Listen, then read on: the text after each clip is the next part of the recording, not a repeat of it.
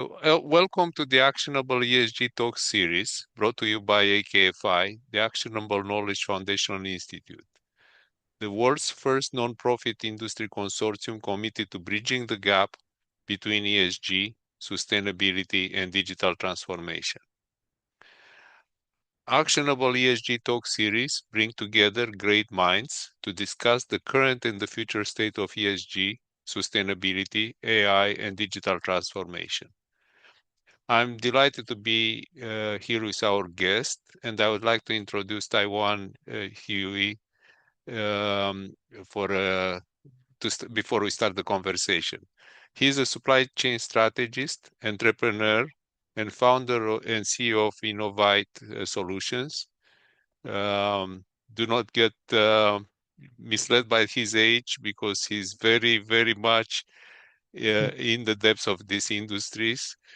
He is a graduate of East Texas A&M University with a BBA in supply chain management, where Taiwan specializes in the intersection of the digital supply chain strategy, national security, and cold chain intelligence. So we have a lot of topics to discuss today. Welcome, welcome, welcome. Very nice to Hello. meet you. Nice to meet you. Thank you so much for having me, and it's a pleasure to be on today. The pleasure is equal, the reciprocal. We usually start our conversation with trends in the business, in particular in your sector of business. When you're looking at the intersection of supply chain, innovation, and human potential, what Mhm. do you see?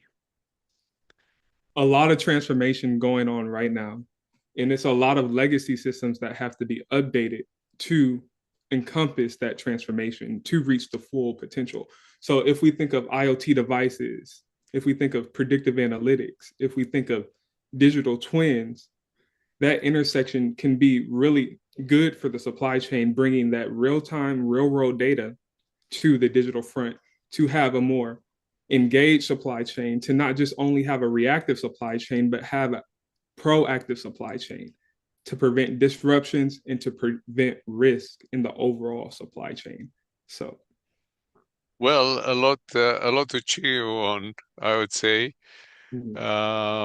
I think if I think of what you introduce us to, it's actually data collection. Mm-hmm. And of course, once you collect the data, you have to know what to do with it. Particularly, as you mentioned, you have to open the data flows between the suppliers and their customers in order to be effective in the management of the supply chain. Right. Did I got it right? You did. And a lot of times a lot of supply chains are still manual. They don't rely on a lot of digital tools. So getting those digital tools and getting logistics providers up to date with those tools is a challenge that supply chain professionals, future supply chain professionals are going to have to deal with. And like I said, the manual work still has to be done, but with the IoT devices, you can bring that real world data to the digital front to have a more well-rounded view of your supply chain. Absolutely. And again, you talk about data accuracy. The rumor has we still very heavy on Excel and, Yeah, footnotes and CRM systems and so on in the entire supply chain. exactly. So we think we shrink wrap this concept as digital transformation at the end. Mhm. And maybe more than 10 years, we keep talking about digital transformation is here and it's happening. And I know you deal a little bit with legacy maritime logistics and particularly in that segment of the supply chain.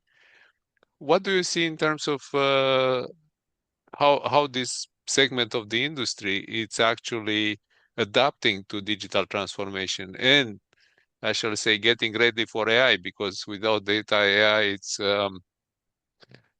making up stuff which we call hallucinations. I would definitely say there's a lot of work that still needs to be done, especially on the sustainability piece of the supply chains and the marine logistics space, because ESG, the S in ESG stands for social. And so the cost of human capital, people are losing their lives literally when they are diving and going into these ocean environments. And we have a ton of investment in aerospace and space technology, but the technology that is still being used in this space is 40-year-old systems and legacy systems.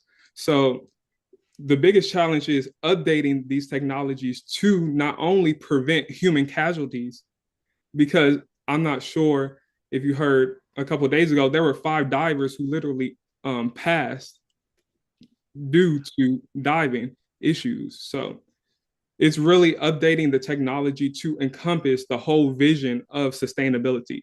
So that's environment with active tracking, that's social with preventing human casualties in these diving and terrestrial environments.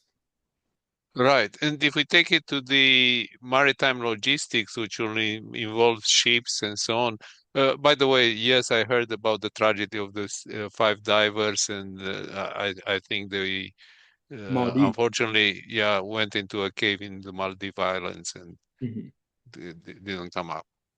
Yeah. Uh, and But if we look at the supply chain, we hear of, ocean transportation. It's maybe the most major used um, mean of transportation, right? The ships carry much more weight than a train or a truck or a bunch of trucks. You see that in the ports, right? When you look, you have hundreds of trucks offloading one ship.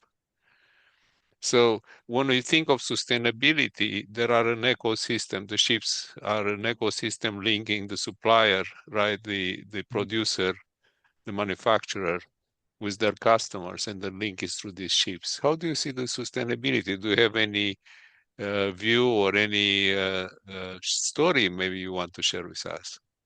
I do believe the sustainability of the ship movement is pretty good, but specifically when it gets off the ship or that last mile piece is where most failures happen.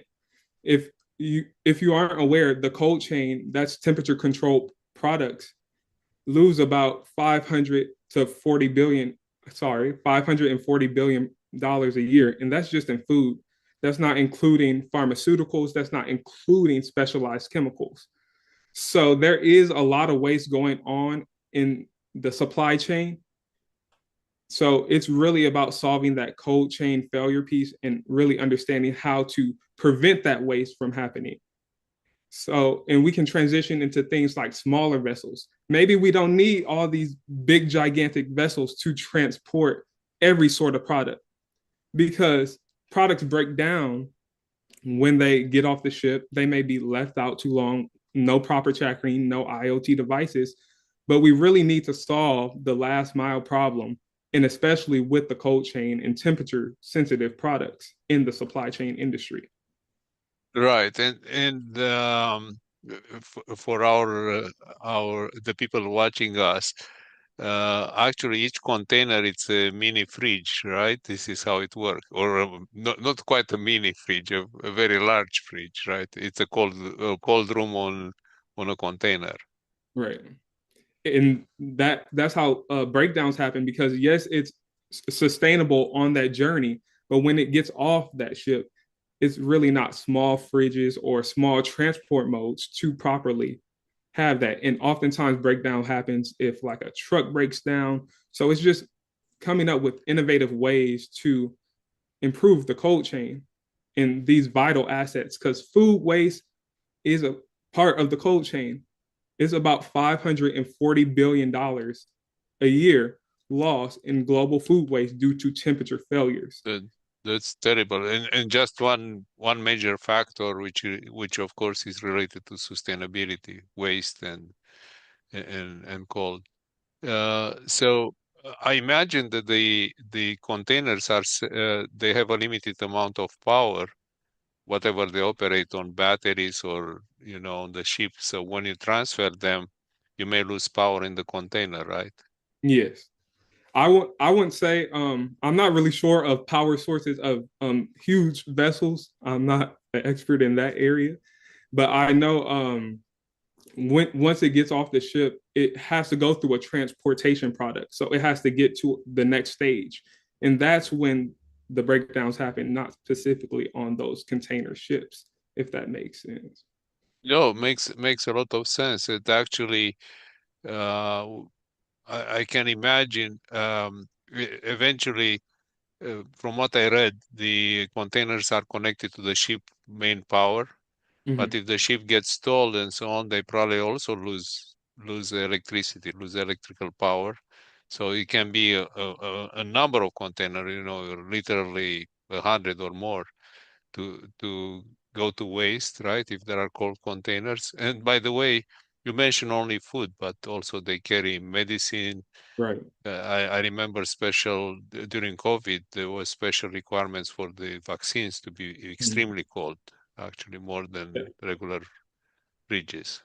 Pharmaceuticals is a big industry that experiences loss. It's about 30 to 40 billion, around that 30 to 40, 50 billion range of loss happening annually due to pharmaceutical loss. So that's people can't get their proper medicine. That's also a social piece in sustainability that you must think about. And if people can't get their medicine, how can they survive or thrive with something they may need?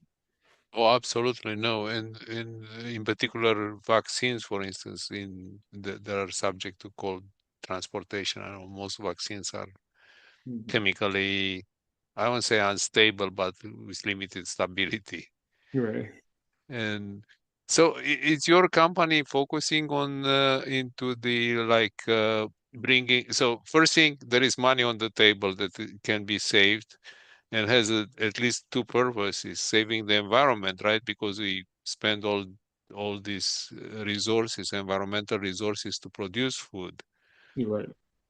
We spend resources to produce medicine, and now we put it on a ship, and at the end it ends up in the recycling, which is, again, you spend more energy just to reprocess or to dispose of rather than reprocess the elements. So it's a very unsettling picture for me.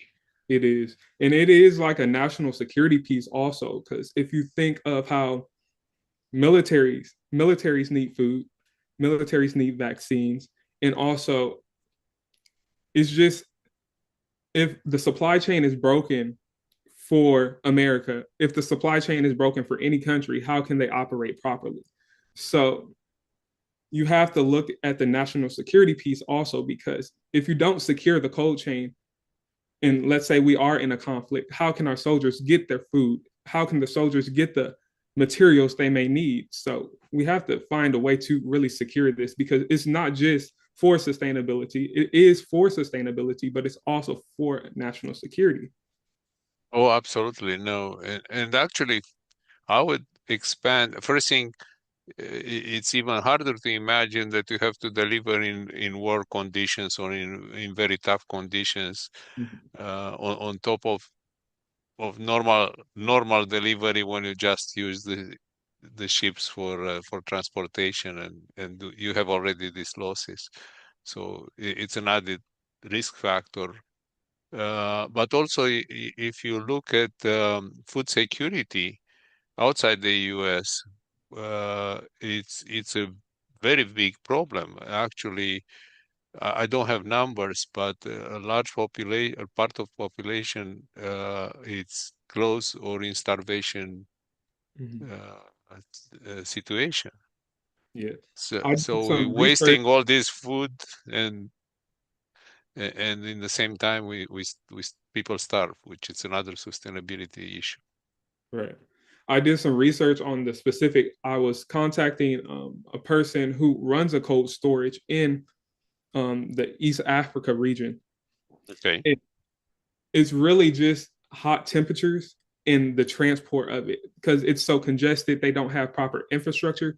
So we need to develop new technologies and innovations to get around the existing infrastructure limits.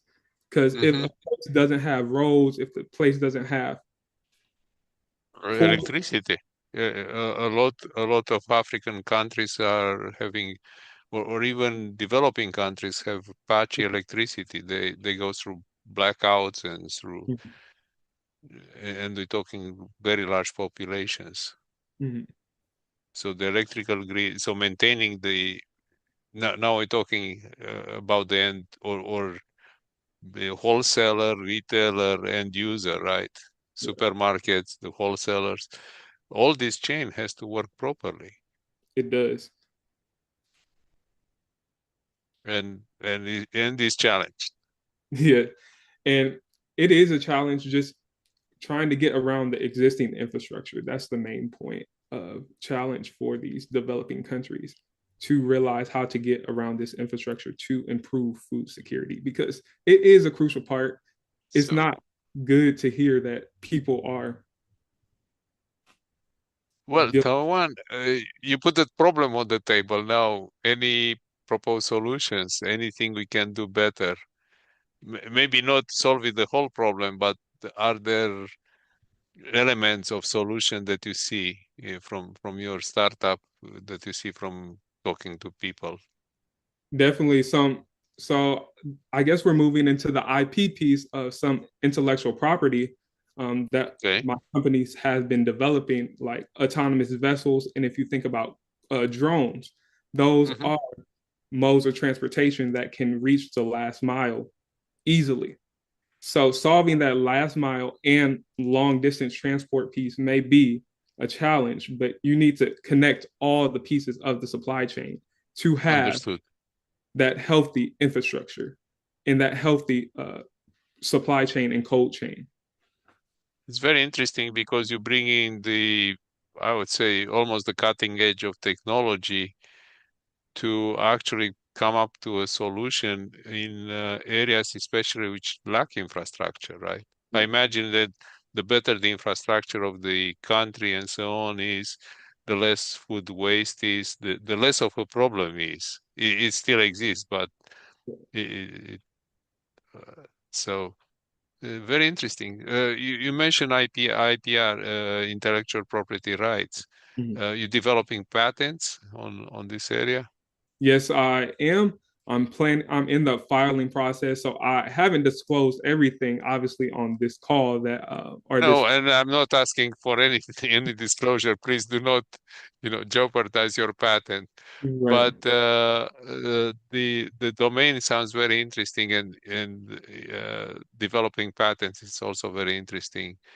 Um, uh, It is very y- important if you also want to operate in the sustainability space or the national security space, because this is how you raise capital, how VCs can take you more seriously, and how if you want to apply for a grant or something like that around sustainability, you if you have a patent, you will be taken serious that you are actually working towards a invention. So IP is very important, and protecting that IP is very yeah, important. we call it IPR to separate them from internet protocols in technology. So IP will be internet protocols, and IPR is intellectual property rights.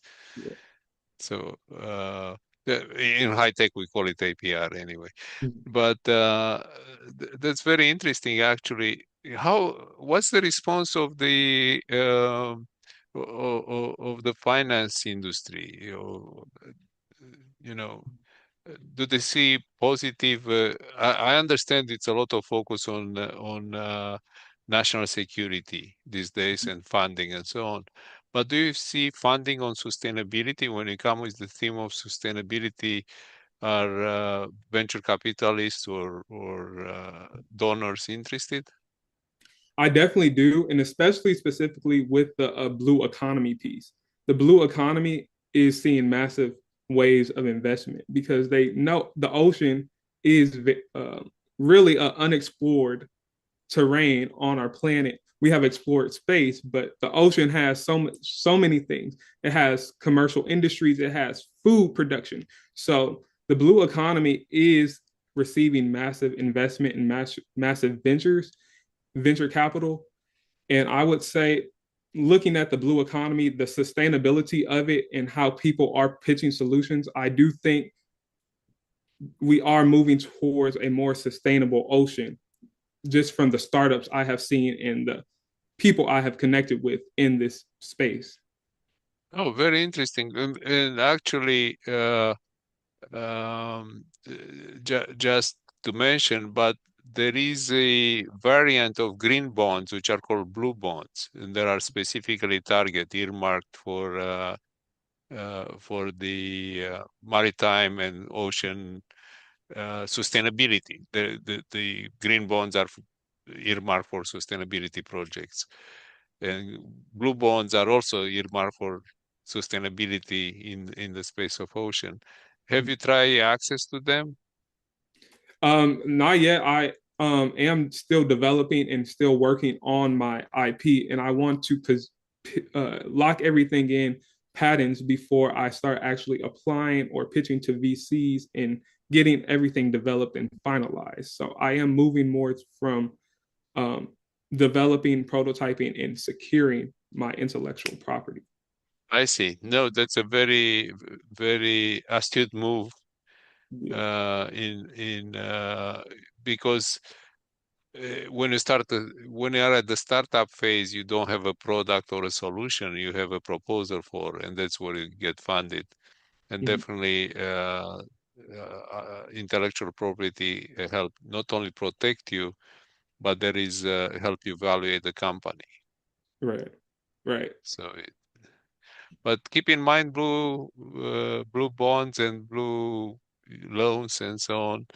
They are complex to get. We're talking to the banking industry, and the banking industry has funds to disperse. We talk mostly about green bonds. Mhm. But there are hard to get, and the reason they are hard to get is the banks are asking, what are your sustainability credentials? Mhm. And companies have problems to produce reliable and I won't say credible. That's a disputable term, but reliable data. Mhm. Back to our beginning of the conversation. Hence, the bank say, well, you're not sustainable for us. We cannot give you the bonds. And to produce that data, and again, back to the first topic we covered with IoT, to produce the data may be more expensive than just getting a normal loan or a normal bond on your company, Mhm. because the difference in bonds, it's about 1% in interest, and may not be enough to cover for sustainability. So going back to what you are doing, is it any element of, and you mentioned already, I'm just going a little bit deeper, of data collection and data processing, which Mhm. includes AI. Well, definitely, I am going to have to build with IoT devices and integrate IoT devices in my systems to collect that proper data. So, e- experimenting with that and really seeing how I can implement that into it. So, we are developing frameworks to implement those IP that into our IP. And also, I have supply chain experience, so I have worked on warehouse floors and production lines to help integrate and provide accurate SOPs to help assist with digital transformation and really integrating AI. Oh, very interesting. So it didn't show on your resume. Maybe you should send us an update. Yeah, I will. I will.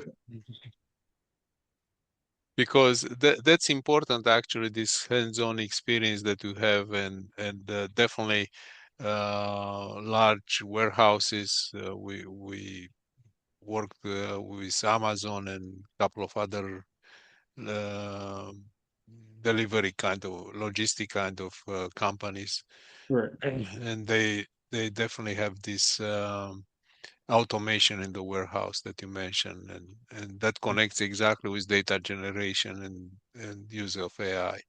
And also, A lot of times this is just a supply chain tangent.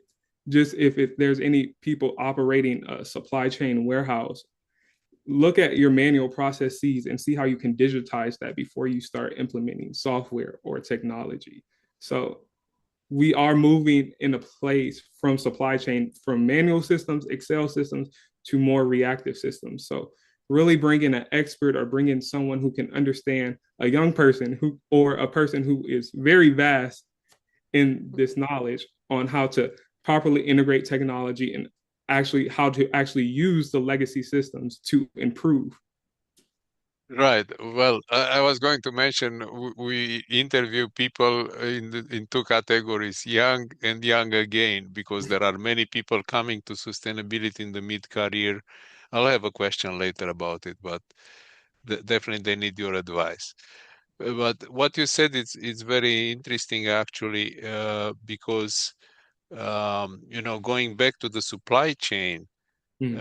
And if you start to look at the life cycle of the products, right, collecting from the food or from processing food facilities, putting, coming up with the final product, putting it in a cold transportation on the sea, taking it off, and eventually, what you said, a lot of it actually, even product that makes it through the process requires recycling.